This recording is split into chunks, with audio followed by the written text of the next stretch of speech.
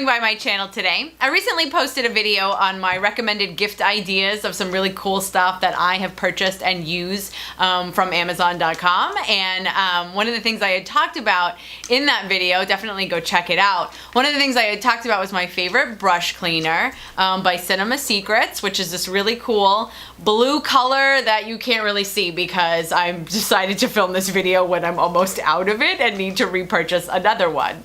By the way, have you checked out the thumbnail picture where I'm indicating what kind of video this is and what I'm going to talk about? Like in the picture, you can't really see anything because the bottle is practically empty, so it just looks like an empty bottle. I'm like, wow, you really thought that out. Good job.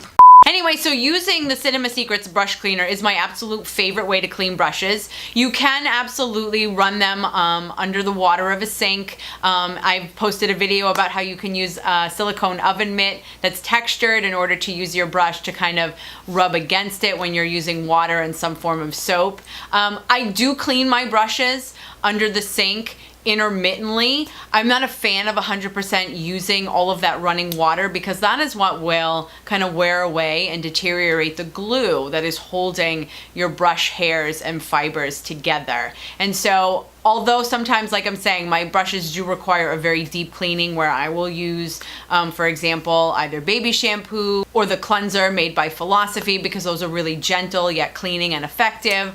I'll leave some other suggestions about some soaps that you can use, some cleansing soaps that you can use down in the description box below, but I am not a fan of doing that all the time because using the Cinema Secrets brush cleaner, one, not only gets the brushes really clean, but I feel like is really the best way to preserve the longevity of my brushes, which I spend sometimes a lot of money on. Or even if I didn't spend a lot of money on them, I don't want something that I bought and paid money on to fall apart earlier than it should, if at all. So I am going to demonstrate and kind of just do a voiceover on how I actually clean my brushes using the Cinema Secrets. It's really easy, and so let me show you. Okay, so let's clean some brushes. This should be really easy. So I've got my 32-ounce bottle of Cinema Secrets makeup brush cleaner, which is really the best value for your buck. You get the most amount of product for the least amount of units per product. I've also got a smaller 2-ounce spray bottle of Cinema Secrets, which I do not recommend that you buy. This is now the third bottle that I had to get via free replacements because the spray nozzle kept faulting and breaking. And so what I did was I replaced it with my very own spray nozzle on the top, but I just kept the bottle because it had the name on it and I like that sort of thing. But all you need to do is go to the travel section of any drugstore and get a 1 or 2 ounce empty spray bottle and you can put your Cinema Secrets in there. Cinema Secrets also made this handy little tin right here, and I got it just because I fall for this kind of stuff, but it's actually pretty worth it because I thought it was just a tin that opened and closed, and as it turns out, it's a tin that actually screws open. So what this means is if you wind up using some of your cleaner and it's not nasty enough to throw out, but you don't want to throw it out because this is a little bit pricey, you can actually keep your cleaner inside the tin and just put the cap back on and it stays pretty tight. I don't recommend that you like throw it like a football because I don't think it's that liquid tight, but you can keep the cleaner in there and it is safe and protected. And so right here I've got 2 different makeup brushes. One of them is my shadow brush and one of them is my under eye concealer brush so that I can show you how the cleaner works both with powder pigment as well as cream pigment. Right before we get started, I just want to point out that what I've got right here is simply a microfiber towel. You can use a regular towel, I suppose. You could also use a paper towel if you like, but I feel like the microfiber towels are just the softest surface that you can use with your brushes so that you don't wind up damaging the individual hairs and fibers. So I'm going to pour just a little bit of the cleaner into the tin. You don't need a lot because that is the magic of the way this cleaner works. You do not need to douse the entire head of the brush inside the fluid because it's unnecessary. You don't need to use that much. When you touch the very tip of the brush into the jar where the liquid is, it winds up absorbing into the brush.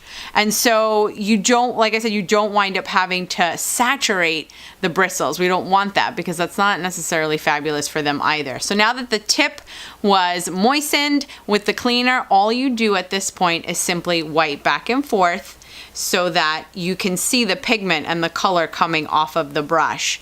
Already you can see that the brush is beginning to turn white on the top because the pigment is coming off. I'm just gonna double dip once more. And once you see that the wetness is clear and clean, then you know that your brush has been cleaned. And there we go. This brush is ready for some more makeup application action. I'm gonna do the same thing now, like I said, with my under eye concealer brush, which is using kind of a liquid product. And so same idea, I'm gonna just touch the tip of the brush, the bristles, into the cleaner, and then we're going to paint back and forth. And you can see that the product is already beginning to come off, but the cream product being a little bit more stubborn, most of it is off, but you can still see that there's still some pigment and color left on the brush, so I'm going to do it once more. And I'm going to wipe again, and I can still see that there's still a little bit of pigment, but it's definitely becoming less.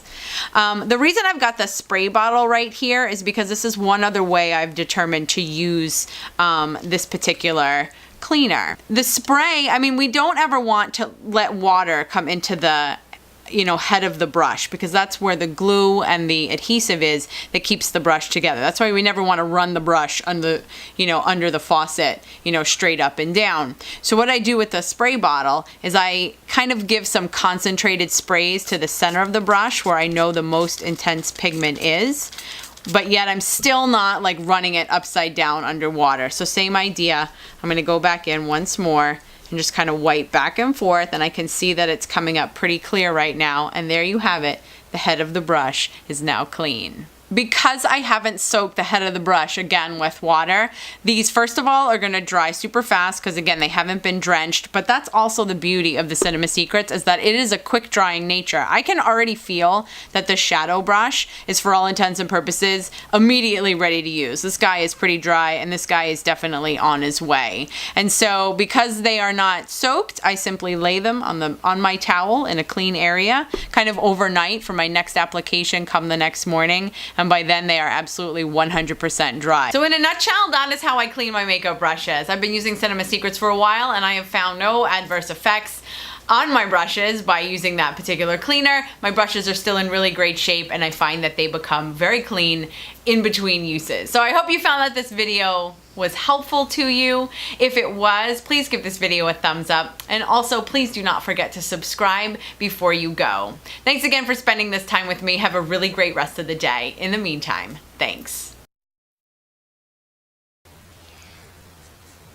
Oh my god. That was classy right there. That was just some class.